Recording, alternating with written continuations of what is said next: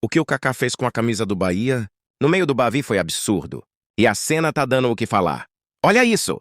Jean Lucas marcou o gol e foi comemorar mostrando a camisa do Bahia para a torcida do Vitória, dentro do Barradão. Só que a provocação não foi bem recebida pelos jogadores do Vitória. Marinho foi até Jean Lucas, pegou a camisa e logo depois Kaká tomou a camisa da mão dele. E aí aconteceu uma cena que eu sinceramente nunca tinha visto. Kaká começou a rasgar a camisa do Bahia no meio do campo.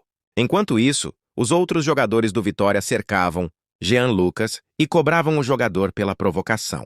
E dá para entender por que o clima esquentou.